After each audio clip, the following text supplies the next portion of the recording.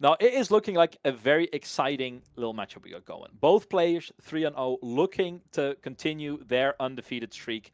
Now, Mhm. I think we can, if we're all set up and well, I think we can just get into it. Because these players are champing at the bit. Battlefields are already down, and first turns are being played. Now, Yi is on the play, and we're looking for a fire restart. And when we are kicking off, I love to check in on the little battlefield economy we got for ourselves going. And I think the first thing that I want to spend time on is the fact that Teemo selected to go Bandle Tree first. One of the most Mhm. valuable battlefields a Teemo can play. And I don't want to say you're gambling on the fact that you can make optimal use of that, but it's definitely some variance in how much you can utilize a battlefield when you're not certain if you're going first or not. Yeah, and that's the risk you're taking. A lot of times we see neutral battlefields where if you go first or second, it's not a huge difference. But both of these decks, funnily enough, want to defend, right? Mastery gets the +2 when he's defending solo. Teemo, well, his legend or his entire archetype is about hiding cards, and you can't hide a card to actually control the battlefield. So took a bit of a risk, and it might come back to bite him because we're seeing it's Valmaw's Lair on the other side, and while Valmaw's Lair, that's a more neutral field. Everybody gets locked in there. He's happy to just plop a big unit and sit there, but he's not in a rush to take it. Instead, he will go for that Bandle Tree, will try and shut that down, and the thing with E is he's strong because early on, how do you remove that? Clockwork Keeper, if you're attacking it, that's a +4. When do you get a +4 unit? Turn 2, turn 3, and then you still gotta wait for it to ready up? It is quite the hill to climb. And I think when you're looking at the answers that these colors offer for yourself as well, you're just not as strongly tied for efficient cards that can really fight your way back in. However, just to show the other side of the medal on this one, I think Valmal's Lair is such a great battlefield against a Teemo who will be tying himself up in knots when he can't recall, when he can't slither his way back to safety, the little demon that he is. So, kind of getting that out the way early on, you gotta feel at least a little bit good about that. But I might be coping on this one. Well, Bandit, I used to think that too. So I played a Teemo who used Valmaw's Lair because what they do is they move Teemo up to Valmaw's Lair, capture it, Hmm. and then use the Legend passive to get it back out because you can pull Teemo back into your hand. And that's So not your base. yep, it's not your base, so that kind of works. So we'll see if that ends up playing in favor. I like the Teemo being moved up precisely because of that, but it does look like for now Volta is going to double down a little bit. He's actually hiding a card there for now. Wants to make sure that he doesn't fall behind the curve too much against Mastery. Make sure that he's keeping up in points and staying competitive. Yeah, and when you are looking to keep up, I think there are some moments that a Teemo can really turn the tides. And at those moments, you really have to be right at their heels to overtake and then end the game as fast as you can when you're looking at Yep. those thousand-tailed watchers, right? You really have to capitalize on that because they're such a big investment. And even though they feel oh so powerful, especially against a Yi setup where they are capable of churning out a lot of bodies, making the watchers so valuable. You have to be able to end the game right afterwards because the clapback can be absolutely disaster. Yeah, and that kind of goes for both sides, right? Like you're talking about Thousand Tail potentially coming through from Volta. There's Dead Bloom Predators that can always answer back around to the battlefield. White Flame Protector is a huge tool that Simply can use with this Definitely. deck and empower pretty much anybody to be able to just outnumber, outpush. But that's where all the tricks with Teemo comes in. And again, with Teemo decks, you're never quite sure what sort of hidden cards they bring to the table. It could be Consult the Pass, or there could be a Tide Turner ready to move that Mundo in. For now, it's not about the hidden tricks, though. It is about Volta just trying to get on board there, using that gust to try and push that back. Discipline going to be able to push him up against and up again. Pardon me. And for both of them, one thing to keep your eyes on is their hand size. Like how many tricks do they have left in their bag at any given point? Oh, they are going they are Yeah. going toe to toe here with the answers upon answers upon answers. And I think the real value here in the double stupefy is the fact that they do get replaced, right?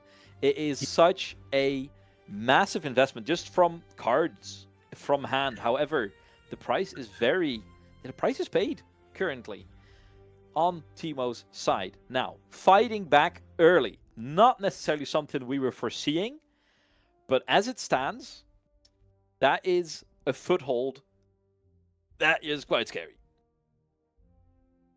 Okay, so And, yeah, at this point, Volta's he's still looking for something. The showdown has not completed yet because of exactly. the discipline. The card draw actually replenished, and we're talking about the cards in hand, and we're talking about trying to keep that might up there. Simply is kind of outpacing the discipline. Costs more, but he was able to kind of keep that for And if now. I recall, that's a double discipline, right? It is. Yep. So that's why we're up there right now. More deck searching right now. Look, great for Volta. I'm just a little bit concerned. Does he have enough cards left at the end of it? Like, what's he looking for at this point? Maybe a smoke screen to try and cut it back down to 2? This feels so in character for Teemo though. Just going through his stash. I must have left it somewhere. Yeah. Under this pot, maybe. But we are digging, and I think when you're looking at the last few bastions here, a smoke screen comes to mind. Maybe, yeah, you don't even have. Yeah, you got a single one left. It is not enough. But that is a lot of cards that you've gone through already, and with 28 cards left in your deck, that is a lot of cards you got to see. And the more you get to see of your deck, the more you get to sculpt your future turns. Now, you're not very content, right? Going toe to toe, you do leave yourself the opportunity to maybe trade, but it will not be. That will be the end of that. And that is the Yi has it all this turn. Yeah. And he's still rich on 5 cards in hand. That's actually a really huge. Oh okay, there we go. Oh He found what he was looking for something, anything hit the fight or flight, and that's I huge. can't believe what I'm seeing. Yeah, and for Simply, one thing to keep in mind is how much he expended as well, right? That's a lot of the lower cost buff spells that he often uses to conquer things in the first place, and now you don't have those tools available. You still got things like Charm if you need to move something off and move your own unit up there, but just brute force conquering at this point, the odds of him still having a lot left in this early game is very, very low. Yeah, I will put that back. Deadbloom Predator will be feasting right now if you manage to get it down right. We are on that 8 mana. Yeah. If you're looking to wedge yourself back into this game, and you know that the Teemo has no hitting cards left, no energy up, this is, and I feel that with the tit for tat we've been seeing on these battlefields, this Yi is so healthy when it comes to cards in hand. Okay, instead it's going to be the Master Yi coming out for now. Keep in mind, Master Yi with the ganking is not locked down in the Valmor's lair. So entering ready, clearing out the Valmor's lair, and again, able to move the Charm, Salt into the Wound, and with the Clockwork Keeper ready to go up. Yeah, simply answering flawlessly on his own turn, making sure that he is still ahead a little bit in terms of this point counter. Yeah, and absolutely cleaning house. We might be in November, but this is a spring cleaning if I've ever seen one. And yeah, the Ember Monks coming out will be very tricky and scary in the future. But as it stands, this Master Yi holding on both battlefields, making optimal usage of that Legend passive. This is going to be very tricky. And I think this is the kind of equalizer that you're looking for. Wow. Holy crap. That is a jackpot. Walk me through this one. I mean, losing the Zonias means that you can't save a unit. Losing the Deadbloom, you were talking about it, Bandit. The fact that Deadbloom would be feasting flawlessly well in such a situation. We saw another Charm being thrown away as well. So that's a lot of tools. I think Simply's initial starting hand was really, really, really good. And that's just looking at what you denied away from Simply. Volta just went down to 1 card. This was sort of his setup turn. And so he just burned everything, uses that. He gets to draw back in and see a lot more cards and see a lot more of what is available for him to be able to play in his next turn. And now, I don't know what Simply has. Like, on the other hand, like I expect to see maybe like another Deadbloom come through, maybe the Tasty Fey Folk, other like Kiana tools that can come in and go. So it's not terrible for Simply, and you can see that Tasty Fey Folk we're talking about not coming in accelerated, just a setup, which is really, really cost efficient for ramping. Cost efficient for ramping, and also you don't need to undertake any big plans to set up the major schemes, right? You are sitting in the lead, you are in control, and you can afford the luxury of reacting to a Teemo. You can give away the battlefield because you know that with, we threw away a Deadbloom Predator. True. However, we draw 4 new cards. There could be anything in there. It could even be a Deadbloom Predator. Who knows? So yeah, there are still many such cost-efficient cards for the Yi to really wreak havoc upon these battlefields still. And if there is no answer to a 8 Might Yi holding down the fort at the Bandle Tree, then you're gonna have to scratch yourself behind the head a few good times, because the absolute carnage that is coming your way when you're looking down the barrel of 8 Might and possibly a ganking Yi, putting it up to 12, and the entire reserve coming through, that is a lot of firepower. And if you are not setting up camp, making sure you can weather the storm that is coming, it might be all over. And that's the really tough part for Volta right now, right? Because unfortunately, Simply's already at 6 points, and that's why they're setting up, with the Tasty Faithful, with the Clockwork Keeper. Master Yi couldn't go back to base because of Balmor and had to gank across, but you do need enough to be able to not just kick out this Master Yi, but you also need enough to be able to hold on the other side as well, using Ride the Wind to get the...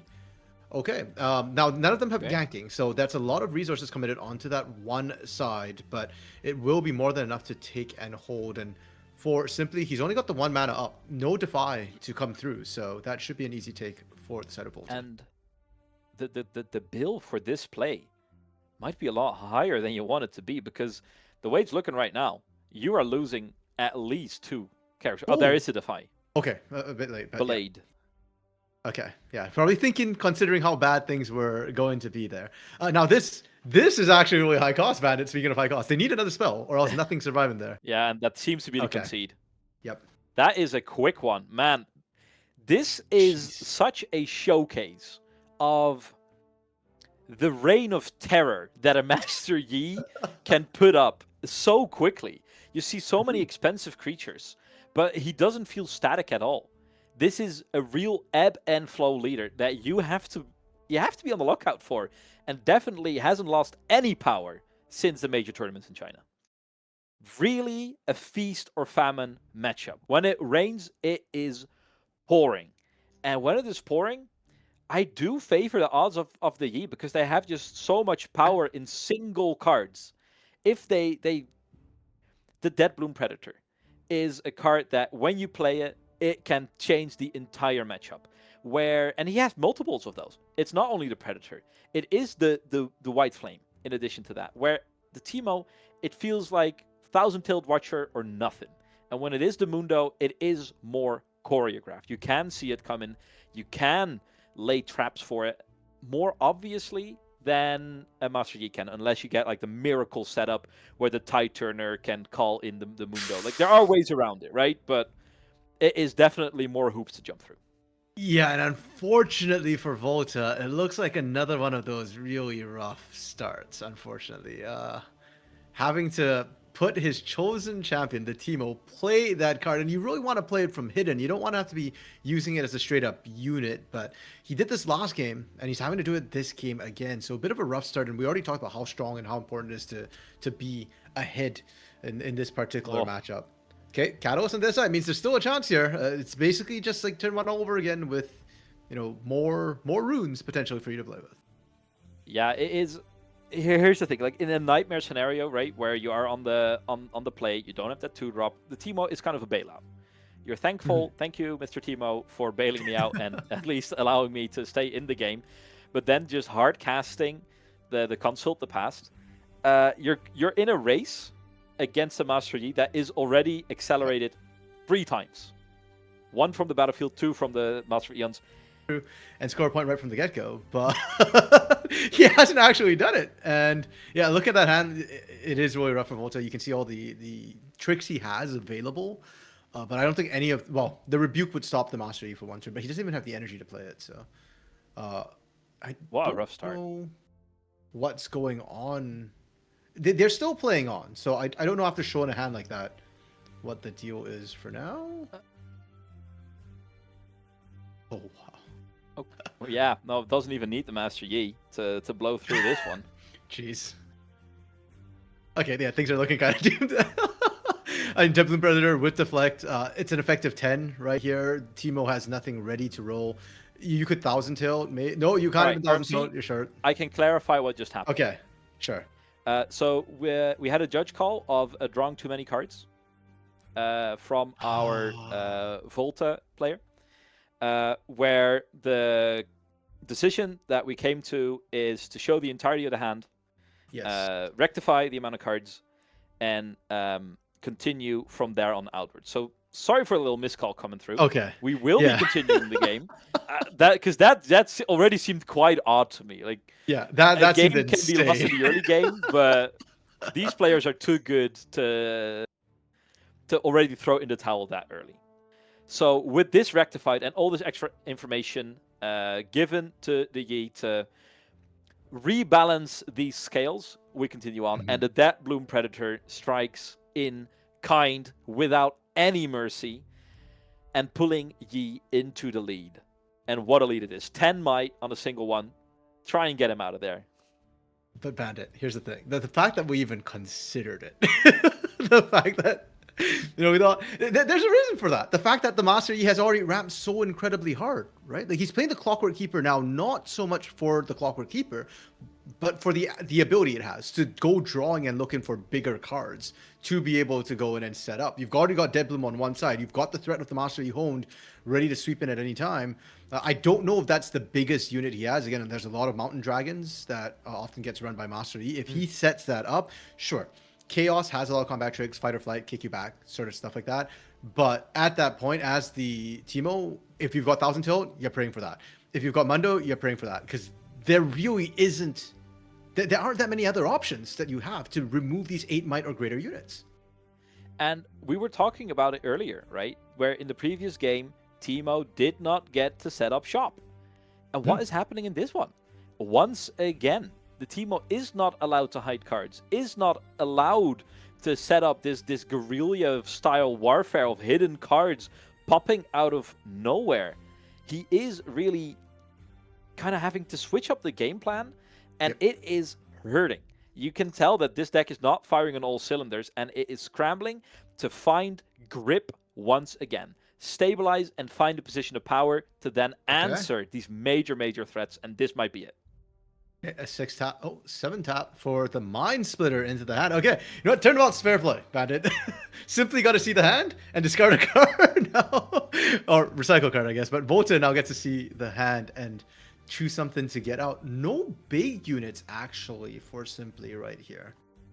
Yeah, I think that of course, getting rid of the Rune Prison here is a big deal. However, having the information that there's no charms in hand currently, and the value of this information, however, this can be impactful with another Clockwork Keeper in hand to get, soon, what is it? 40% of the hand is once again question marks. But knowing that currently there's no charms in hand, there's more ramp and some buffing, you know what you're up against. And it gives you that tad bit of breathing room that this Teemo needs really bad right now. However, if there is a charm in the next few cards, and this Mind Splitter will be biting the dust, that has to be the writing on the wall then. Well, the question is, can you pop the Mind Splitter, right? Like, you don't have that much might available. And Mind Splitter is a sort of a 7 might sitting right there right now. And that's, I think, that the big thing that's holding and trying to make sure that Voltaaaa is going to be able to stay relevant in this one. Simply holding on one side of the battlefield, it's going to take a while for him to score. Looking with that find your center, to look for more cards. I think more than the ramping on the runes, it's about trying to find options to be able to seize control of both battlefields and not just have Voltaaaa continue stacking and stacking. Ooh, now look at the development coming through right now. Previously, we were criticizing the choices to concede certain battlefields when you did not have to, especially when your opponent prefers to hold open battlefields. Do we have enough margin to open the door like this, RMC? I'm thinking right now that it should have been fine. Like the concern might have been a Mundo into Ride the Wind, because we know that there's a Mundo. Actually, was it recycled out? I actually can't remember what card Simply chose to recycle out of Voltaa's hand for overdraw. It might have been the Mundo. But the Mundo was there initially for sure. And so was like multiple Ride the Winds potentially. So, yeah, I think that the concern was that he's just looking to pull back and reset up the fields a little bit, set up for Kiana also to conquer, because as long as Deadbloom's there, he can't conquer Kiana to ramp further or draw a card. And Kiana was certainly not busting down the obelisk by herself there. So it feels like a bit of a setup turn to get to that conquer for Kiana. And it feels to me that we have landed in a bit of an arms race currently, where we are gearing up our bases, looking to land I don't want to say a knockout punch, but do major damage. And we were in this position before, and I have to remind everyone, I like the odds of the Yi in this one with the charms at their disposal, and we know there's still some left in the deck. You can be really picked apart if you are not careful, and with all 12 runes at their disposal, this can turn into a turkey shoot real soon. Okay, accelerated tasty Folk coming through. Not quite a turkey. Eggplant, not really a Thanksgiving things. And by the way, happy Thanksgiving to all the Americans out there. It's a little bit late for it, but yeah, maybe time for your eggplants. The thing that Simply can do as well with his hand is he can actually just play a War of Attrition, where he's just kind of conquering, especially when the fields are empty like that. He could have actually just moved up Stalwart Poro. And with the shield plus the +2, it gets up to a 5, and you can try and force some trades to come through from the side of Voltaaaa, because Voltaaaa is the one who's playing a little bit behind in terms of tempo. He's a little bit behind in terms of points, and you're just trying to stop him from hitting that Ride the Wind Mundo state of the game. So using the tasty Folk instead, I understand the choice. The card draw is very tasty, very attractive, and again you're looking for big units, but and I guess the thing is also that you're still going to have to burn 2 big things, right? Like, by itself, Mind Splitter can't do it. With the help of Thousand Tail, though, that certainly will. By the way, we did get confirmation. The Mundo did get cycled out. So we don't know if Voltaaaa has a Mundo in hand anymore. Gotcha. That is good to know. And these Ember Monks, they're going to have to get the job done. But that is still some energy left open. And with just a single unit invested, if you're not careful, that might bite the dust all the same. Simply thinking about it. We know his reactions, yeah. The discipline that we saw. Yeah, we knew he had the discipline up and available. Did Voltaaaa forget? I mean, he has to have an answer himself, right? Yeah, I mean, he saw it. So we can gust it out still.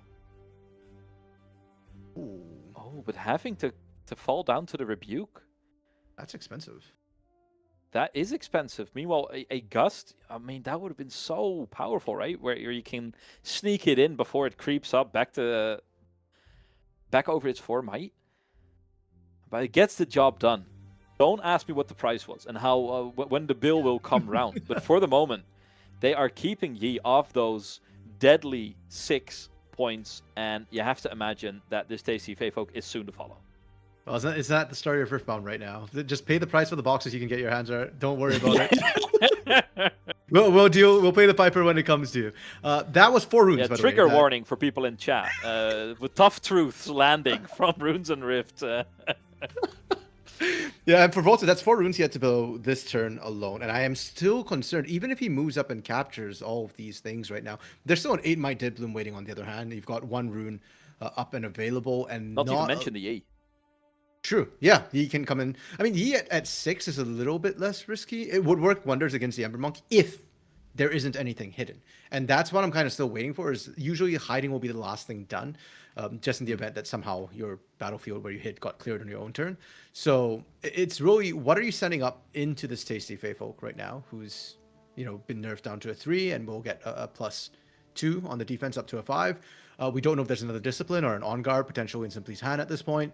So, yeah, I think they're just trying to sort out how they're going to go with this here.